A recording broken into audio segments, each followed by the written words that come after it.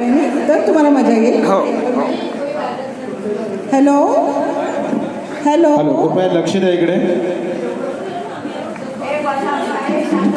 नाश्ता आलेला आहे.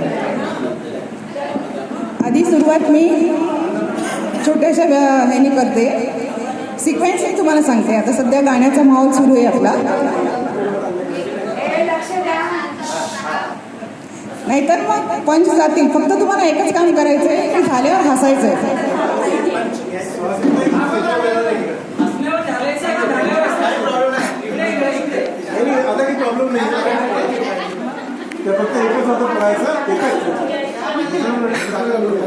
एकदाच माणूस पडतो, दुसरा पडत नाही.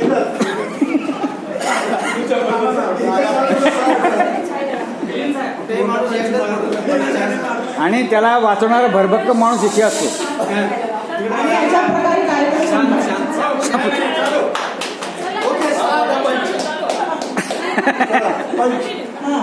मी तसे आधी फार आधी छोटे छोटे एक पात्र प्रयोग करत होते आणि स्वतःच लिहिते. आधी स्वतःच बघत होते, आता लोकही बघताय आणि बघा तुम्हाला आवडते का.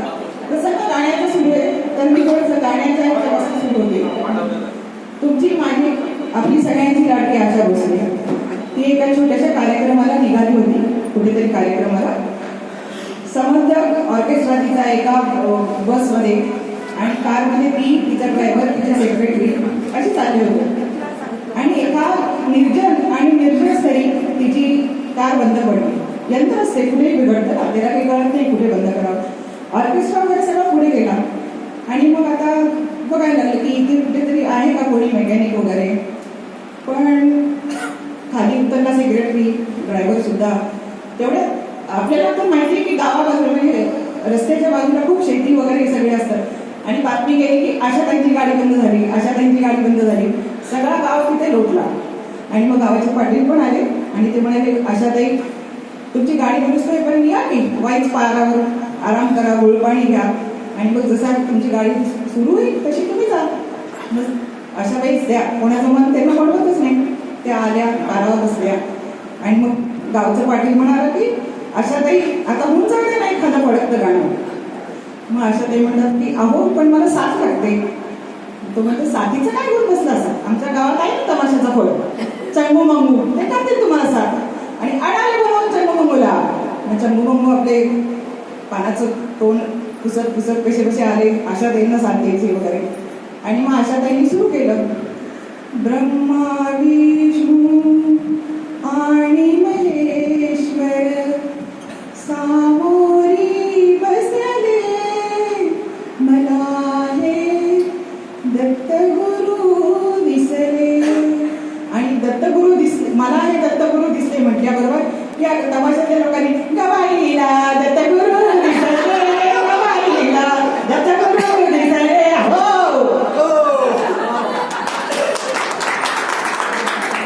गाण्याचं झालं. आता आपण काही वेळापूर्वी जेवलो. आता हा जोक मी हिंदीतच सांगते, त्याची तुम्ही मजा घ्या. एक 50वीं सालगिरह मनाने के लिए एक जोड़ा होटल में जाता है. वेटर को बुलाते हैं, खाना मंगाते हैं. पहले गुड़िया खाती है, बूढ़ा उसका पसीना पोंछता है, हवा देता है, एसी होते हुए भी. फिर बूढ़ा खाता है, फिर बुढ़िया पंखा झेलती है, पानी पिलाती है. वो देख के बेरे का देख सर चकरा जाता है, मतलब बेटर का. वो पास आता है और बोलते हैं, ए लैला मजनू के माई बाप, क्या आप बता सकते हैं इतना, आप दोनों में है इतना प्यार, तो साथ खाना खाने से क्यों है इनकार.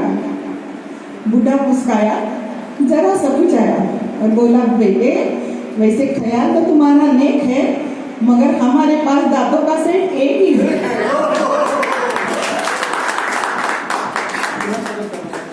ते झालं.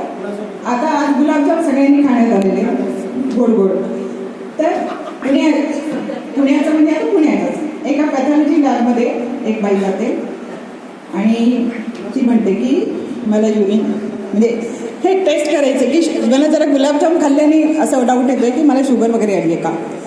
तर तुम्ही साधारण किती घेता त्याचे. तर तो म्हणतो की घेतो 300.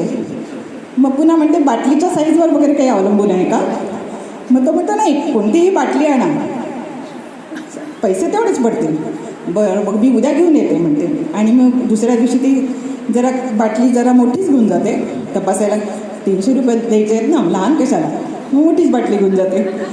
आणि मग तो म्हणतो की या संध्याकाळी तुमचे रिपोर्ट घेऊन जायला.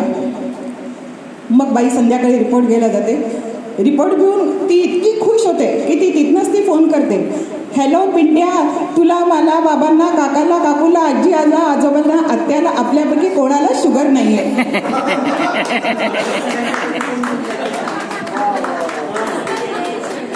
जर समजलं नसेल उद्या सकाळी फोनवर मला Yes. दिली तरी चालेल.